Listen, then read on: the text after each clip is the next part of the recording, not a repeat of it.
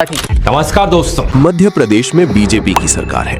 मोहन यादव मुख्यमंत्री हैं और उनके राज में 30 अप्रैल 2026 को बरगी बांध पर बिना लाइसेंस के कप्तान, बिना लाइफ जैकेट के यात्री और मौसम विभाग का ऑरेंज अलर्ट सब कुछ था।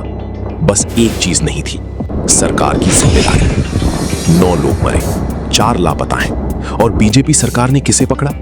टिकट काउंटर के इंचार्ज को, जिसने 43 जिंदगियों को पानी में उतारा। वो आज भी आजाद है, वो आज भी घर पर है। यही है डबल इंजन सरकार का असली चेहरा। जब ट्रेन दौड़ती है तो क्रेडिट बीजेपी का, जब क्रूज डूबता है तो जिम्मेदार टिकट वाला। आओ पूरी कहानी बताता हूं।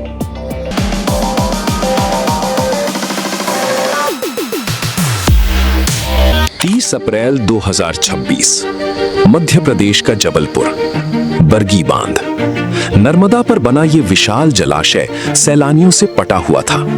मौसम साफ था, गर्मी बढ़ चुकी थी। परिवार, बच्चे, बुजुर्ग सब अपनी अपनी थकान मिटाने आए थे। 4:45 बजे एक डबल डेकर क्रूज, कोई नाम नहीं, सिर्फ एक नंबर, किनारे से खिसका। 40 से ज्यादा लोग सवार थे। कोई लाइफ जैकेट नहीं, कोई लाइफ गार्ड नहीं, बस एक कप्तान, एक हेल्पर और उम्मीद कि सब ठीक रहेगा। लेकिन अगले कुछ मिनटों में वो उम्मीद नर्मदा में डूब जाएगी।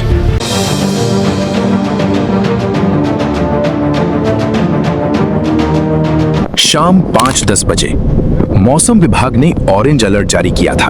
70 किलोमीटर प्रति घंटे की रफ्तार से तेज हवाएं और तूफानी बारिश। ये कोई छोटा अलर्ट नहीं था। इसका मतलब था नदी पर कोई भी क्रूज नहीं चलना चाहिए। लेकिन बरगी बांध की क्रूज ऑपरेटर ने इस अलर्ट को नजरअंदाज कर दिया। शाम 5:20 बजे क्रूज बांध के बीचों बीच पहुंचा। हवा ने रफ्तार पकड़ी, पानी में लहरें आने लगी। 5:32 बजे एक झोंका आया, इतना तेज कि क्रूज का ऊपरी डेक हिलने लगा। नीचे वाला डेक जो पानी के करीब था टूटा नहीं, लेकिन उसकी एक किनारे में दरार आ गई। पानी अंदर घुसना शुरू हो गया। 5:34 क्रूज का कप्तान वापस मुड़ने का आदेश देता है, लेकिन तब तक देर हो चुकी थी। पानी नीचे वाले डेक में 2 फीट से ज्यादा भर चुका था। बचे हुए लोगों ने बाद में वही बात दोहराई।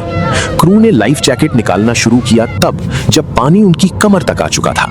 वो लाइफ जैकेट पॉलीथीन में बंद थी, ब्रांड नहीं, खोली ही नहीं गई थी कभी। 5:38 क्रूज 45 डिग्री तक झुक चुका था। लोग चीख रहे थे, बच्चे रो रहे थे और क्रूज के अंदर नीचे वाला डेक, जहां 20 से ज्यादा लोग थे, पूरी तरह पानी से भर गया। 5:41 क्रूज पलट गया। ऊपर वाला डेक नीचे आ गया। कुल समय तूफान शुरू होने से लेकर क्रूज डूबने तक 11 मिनट। जो नीचे वाले डेक में थे उनके लिए वो अंधेरा कब्र था। जो ऊपर थे वो बहते हुए पानी में कुछ पकड़ने की कोशिश कर रहे थे। 11 साल का जफर जैदी रेलिंग तोड़कर बाहर निकला। उसका पैर फंस गया था। वो डूबता हुआ अंदर गया, फिर बाहर आया। वो बच गया। उसके सामने 3 लोग डूबे। 70 साल के सैयद रियाज हुसैन 2 घंटे बाद मिले, जिंदा। वो पलटी हुई क्रूज के अंदर एक लोहे की बीम से चिपके थे। उनके साथ थी उनकी पत्नी, वो नहीं बची। और फिर वो तस्वीर जिसने पूरे देश का दिल तोड़ दिया। मरीना मैसी और उसका 4 साल का बेटा त्रिशन, दोनों आपस में लिपटे हुए। मरीना के पास लाइफ जैकेट थी, उसने बेटे को पहनाई नहीं, उसने बेटे को छाती से लगा लिया। गोताखोरों ने बताया उन्हें अलग करना मुश्किल था। अगले दिन सुबह 6 बजे बचाव अभियान शुरू हुआ। एनडीआरएफ, एसडीआरएफ, नाविक, गोताखोर सब लगे।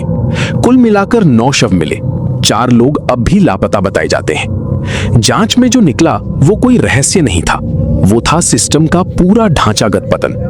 क्रूज का सेफ्टी सर्टिफिकेट 3 साल से रिन्यू नहीं हुआ था। लाइफ जैकेट थे लेकिन पैक करके रखे थे। स्टाफ को इस्तेमाल करना नहीं आता था। क्रूज में लाइसेंस वाला कप्तान नहीं था।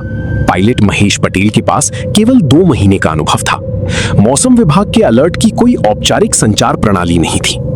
परिजनों ने आरोप लगाया क्रूज ऑपरेटर और रिजॉर्ट मैनेजमेंट ने अलर्ट आने के बाद भी टिकट बेचना जारी रखा। हादसे के बाद सरकार ने एक्शन लेने की कोशिश की।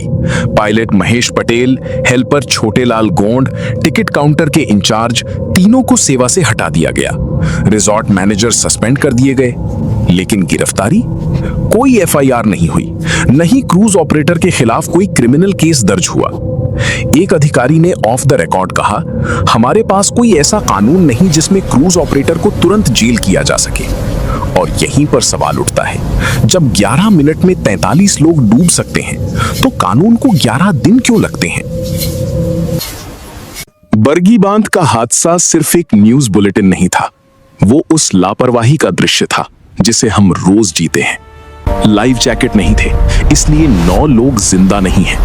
अलर्ट को इग्नोर किया गया, इसलिए 4 साल का त्रिशन अपनी मां से लिपटा नहीं, बल्कि मुर्दा घर में था। मरीना ने अपनी जैकेट खुद पहनकर नहीं, बल्कि बेटे को गले लगाकर मौत को गले लगाया। ये कोई वॉर जोन नहीं था, ये कोई आतंकी हमला नहीं था, ये हमारा ही बनाया हुआ वो सिस्टम था जहां नियम कागजों में रहते हैं, जमीन पर नहीं। अगली बार जब आप नदी, झील या समुंदर के किनारे जाएं, एक बार पूछ जरूर लीजिएगा, लाइफ जैकेट कहां है?